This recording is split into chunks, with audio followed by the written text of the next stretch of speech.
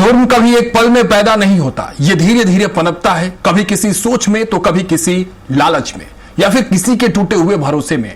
रात के सन्नाटे में जब शहर की रफ्तार थम जाती है तब उभरती है वो कहानियां जो खामोश होते हुए भी चीखती हैं। अक्सर जो चेहरे दिन के उजाले में आम नजर आते हैं वही अंधेरे में खौफ का दूसरा नाम बन जाते हैं। हवालात में हम आपके सामने लाएंगे ऐसे ही वारदात जो समाज के उन चेहरे को दिखाता है जिसे हम अक्सर नजरअंदाज कर देते हैं।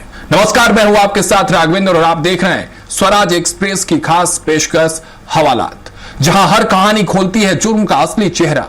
तो चलिए शुरू करते हैं क्राइम की खबरों की यह स्पेशल कार्यक्रम हवालात।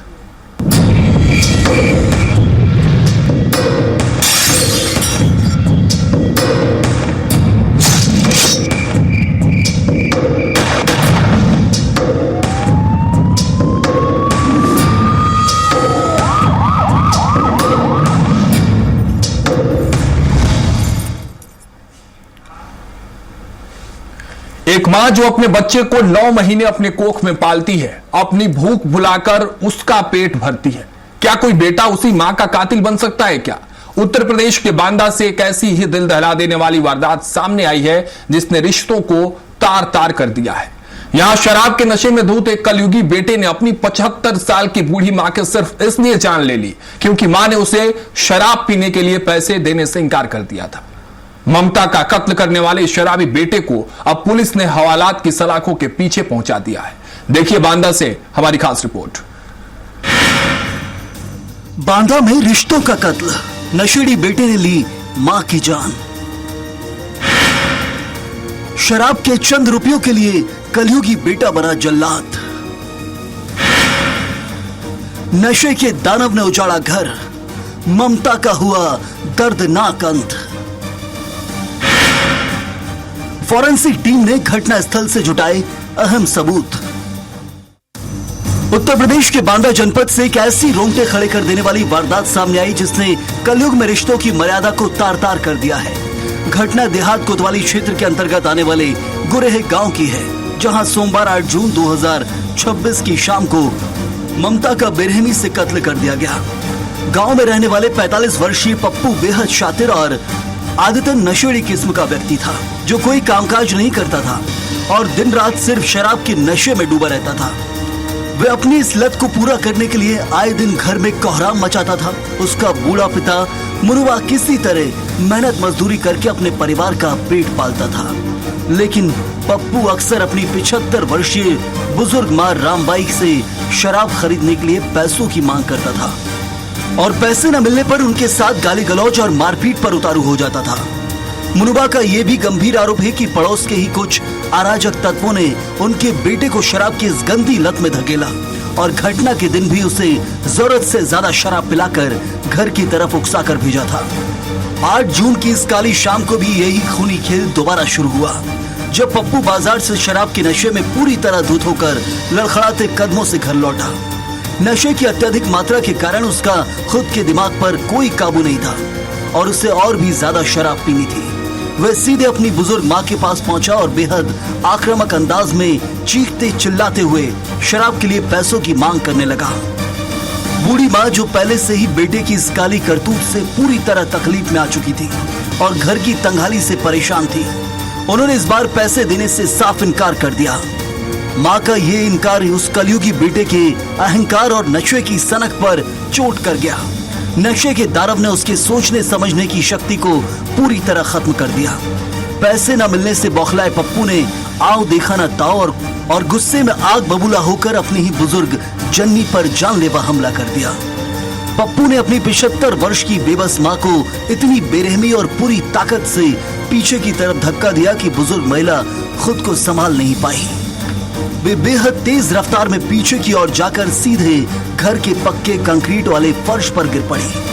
फर्श पर गिरते ही बुजुर्ग महिला का सिर जमीन से बड़ी जोर से टकराया, जिससे उनके सिर के पिछले हिस्से में गंभीर और अंदरूनी चोटें आई और बहुत सारा खून बहने लगा। चोट इतनी घातक थी कि बुजुर्ग महिला ने असहनीय दर्द से तड़पते हुए मौके पर ही दम तोड़ दिया। मां को जमीन पर बेजान और लहूलुहान पड़ा देख शराबी बेटा मौके से भागने की फिराक में था, लेकिन तब तक चीख पुकार सुनकर घर के दूसरे लोग और आसपास के ग्रामीणों को इस खौफनाक वारदात की भनक लग चुकी थी। उन्होंने तुरंत उसे घेर लिया। इस खूनी वारदात की खबर मिलते ही पूरे गुरहे गांव में सनसनी फैल गई। देखते ही देखते घटना स्थल पर ग्रामीणों की भारी भीड़ जमा हो गई। बुजुर्ग मां का शव देखकर पूरे इलाके में आक्रोश फैल गया और फौरन इस घटना की सूचना देहात कोतवाली पुलिस को दी गई। मामला चूंकि एक कलयुगी बेटे द्वारा अपनी ही मां की हत्या का था, इसलिए संवेदनशीलता और गंभीरता को देखते हुए बांदा की सहायक पुलिस अधीक्षक मेबिस टांक भारी पुलिस बल के साथ तुरंत मौके पर पहुंची। पुलिस के साथ ही फॉरेंसिक एक्सपर्ट्स और डॉग स्क्वाड की स्पेशल टीम ने भी घटना स्थल का मुआयना किया। फॉरेंसिक टीम ने फर्श पर बिखरे खून के नमूने और दूसरे अहम साक्ष्य जुटाए, जबकि डॉग स्क्वाड ने आरोपी के भागने के रूट और वारदात में इस्तेमाल परिस्थितियों की शिनाख्त की, ताकि कोर्ट में आरोपी के खिलाफ पुख्ता सबूत पेश किए जा सके। मैं साहब नहीं रहूं तो कौन बात मैं बताऊं सरकार, पेट चलाने का मजबूरी कर जीता चप्पल जोड़ के आंखों यारी से पहले पता चलो बताने के बीच तो मारा ऐसे नहीं लड़का है पप्पू। पप्पू कौन है तुम्हारा? पप्पू लड़का है साहब। क्या उम्र होगी पप्पू? पप्पू की उम्र लगभग 45 साल से कम नहीं है। और ये जो मृतक है उनकी उम्र क्या होगी? इनकी उम्र 75 साल है। पुलिस ने मुस्तैदी दिखाते हुए मृतका के शव को अपने कब्जे में लिया, जरूरी पंचनामा भरा और उसे पोस्टमार्टम के लिए बांदा के जिला अस्पताल भेज दिया। तो वहीं दूसरी तरफ भागने की कोशिश कर रहे हत्यारोपी बेटे पप्पू को पुलिस ने घेराबंदी करके मौके से कुछ ही दूरी पर दबोचकर हिरासत में ले लिया। पुलिस की कड़ी और कड़ाई से की गई पूछताछ में आरोपी ने शराब के पैसों के लिए अपनी मां को धक्का देने और उनकी मौत के कारण बनने की बात कबूल कर ली। सहायक पुलिस अधीक्षक मेबिस टांग के आधिकारिक बयान के मुताबिक पुलिस ने आरोपी बेटे को गिरफ्तार कर जेल भेज दिया है और मृतका के पति मुनबा की लिखित तहरीर के आधार पर हत्या की सुसंगत और संगीन धाराओं में मुकदमा दर्ज कर आगे की वैधानिक कानूनी कार्रवाई शुरू कर दी है।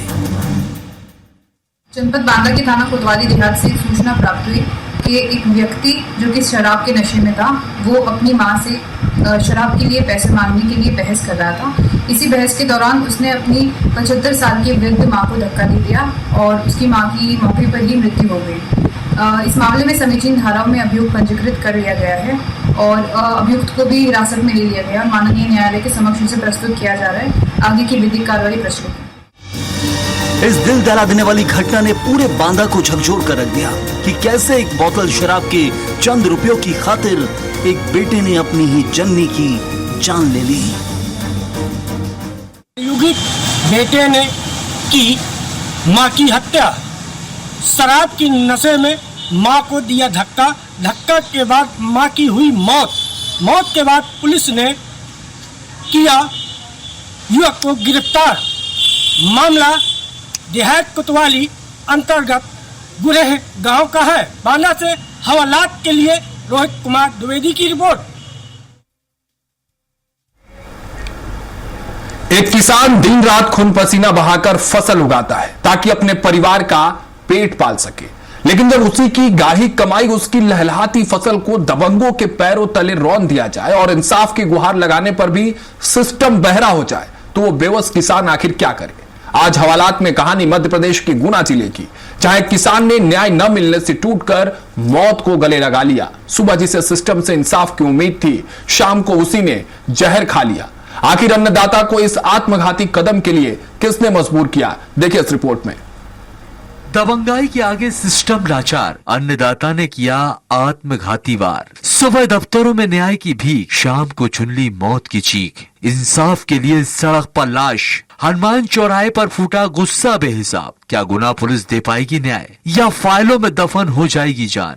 रिश्तों और व्यवस्था को कटघरे में खड़ी करती है दर्दनाक वारदात गुना जिले के आरोन थाना के अंतर्गत बरौद गांव की है। यहाँ रहने वाले किसान अशोक यादव अपने खेतों में मेहनत कर परिवार का गुजर बसर कर रहे थे। अशोक ने अपने खेत में बड़ी उम्मीदों से गन्ने की फसल उगाई थी, लेकिन उन्हें क्या पता था कि यही फसल उनकी मौत का सबब बन जाएगी। खेत के पड़ोसी किसान इंद्रभान यादव और उसके परिवार से अशोक का मेड़ को लेकर पुराना विवाद चल रहा था। आरोप है कि पड़ोसी दबंग इंद्रभान यादव और उसके परिवार ने अशोक के खेत में जबरन गाय घुसा दी, लहलहाती गन्ने की फसल को पूरी तरह उजाड़ दिया और जब सीधे साधे किसान अशोक यादव ने इसका विरोध किया तो दबंगों ने हैवानियत की सारी हदें पार कर दी। अशोक को लाठियों से इस कदर पीटा गया कि उनका पैर फ्रैक्चर हो गया। टूटे पैर के साथ प्रताड़ित किसान न्याय के लिए थाने पहुंचा, शिकायत दर्ज कराई, लेकिन पुलिस ने कोई सख्त कार्रवाई नहीं की। थाने से दुत्कार मिलने के बाद बुधवार की सुबह पीड़ित अशोक यादव किसी तरह एसडीएम कार्यालय पहुंचे और शिकायती आवेदन देकर न्याय की भीख मांगी, लेकिन जब प्रशासनिक दफ्तरों से भी सिर्फ कोरा आश्वासन मिला और कोई ठोस कार्रवाई नहीं हुई तो अशोक अंदर से पूरी तरह टूट गए। आहत होकर उन्होंने शाम करीब 4 बजे जहरीला पदार्थ पी लिया। हालत बिगड़ने पर परिजन उन्हें तुरंत सिविल अस्पताल आरोन लेकर भागे, जहां से गंभीर हालत में उन्हें जिला अस्पताल रेफर किया गया। लेकिन अफसोस, बुधवार की रात इलाज के दौरान अशोक ने दम तोड़ दिया। अशोक यादव की मौत के बाद सुबह जब पुलिस ने शव का पोस्टमार्टम करवाकर बॉडी परिजनों को सौंपी तो उनका गुस्सा 7वें आसमान पर पहुंच गया। आक्रोशित परिजनों और ग्रामीणों ने मृतक के शव को गुना के व्यस्त हनुमान चौराहे पर रखकर चक्का जाम कर दिया। चक्का जाम लगते ही सड़क के दोनों ओर वाहनों की लंबी लंबी कतारें लग गईं। मौके पर पहुंचे भारी पुलिस बल ने परिजनों को आरोपियों पर कड़ी कार्रवाई का भरोसा दिया, जिसके करीब आधे घंटे बाद जाम खुल सका। संजीव यादव, अभी चक्का जाम लगाया, क्यों लगाया? ये चक्का जाम इसलिए लगाया कि पुलिस प्रशासन हमारी कोई सुनवाई नहीं कर रही है। वो जो दोषी है जिन्होंने अन्याय किया है, पुलिस प्रशासन उनका साथ दे रही है पैसा खाकर। तो हमारे खिलाफ कोई एक्शन नहीं ले रही है पुलिस, और इसलिए उन्होंने जहर खाया। कल आरोन थाने में गए थे पुलिस प्रशासन के पास आवेदन लेकर, तो पुलिस प्रशासन ने कोई कार्रवाई नहीं की, उल्टी उनको डांट कर घर भगा दिया। तो घर आकर उन्होंने जहरीला पदार्थ पी लिए। फिलहाल पुलिस ने मृत कायम कर मामले की तफ्तीश शुरू कर दी है, लेकिन बड़ा सवाल यही है कि अगर पुलिस और प्रशासन ने समय रहते किसान के शिकायती आवेदन पर कार्रवाई की होती तो शायद आज एक अन्नदाता की जान बच सकती थी। अब देखना यह है कि गुना पुलिस कब तक इन गुनहगारों को हवालात की सलाखों के पीछे पहुंचा पाती है। खेत की मेहनत शुरू हुआ दौर आखिर किसान की मौत पर जाकर ही खत्म क्यों? जी, गुना जिले के आरोन थाना क्षेत्र के बारत गांव में अशोक यादव के पड़ोसियों द्वारा उसकी फसल को नष्ट करने एवं मारपीट करने के बाद किसान लगातार थाने और प्रशासनिक कार्यालयों के चक्कर लगातार रहा, लेकिन सुनवाई नहीं होने से आहत होकर किसान ने जहर खा लिया। जहर के बाद परिजन उसे जिला अस्पताल लेकर पहुंचे, जहां पर उसकी इलाज के दौरान मौत हो गई। वहीं परिजनों द्वारा सब को लेकर हनुमान चौराहे पर चक्का जाम किया और प्रशासन से दोषी कार्रवाइयों पर कार्रवाई के लिए मांग की गई। कैमरामैन के साथ मनोहर प्रजापति, स्वराज एक्सप्रेस, गुना। वो रिश्ता जिसे 7 जन्मों का पवित्र बंधन माना जाता है, जहां सुरक्षा की कस्में खाई जाती हैं, जब वही रक्षक भक्षक बन जाए तो आखिर एक बेबस महिला न्याय की गुहार किससे लगाए? मध्य प्रदेश के खरगोन से एक ऐसी ही रोंगटे खड़ी कर देने वाली वारदात सामने आई जिसने पूरे इलाके में सनसनी फैला दी है। यहां शक के विनाशकारी भूत ने एक हंसते खेलते परिवार को हमेशा के लिए उजाड़ दिया। एक कलयुगी पति ने अपनी ही सोती हुई पत्नी पर कुल्हाड़ी से ताबड़तोड़ वार कर उसे मौत के घाट उतार दिया। आखिर क्यों एक पति अपनी ही जीवन संगिनी का जल्लाद बन गया? देखिए खरगोन से हमारी एक खास रिपोर्ट।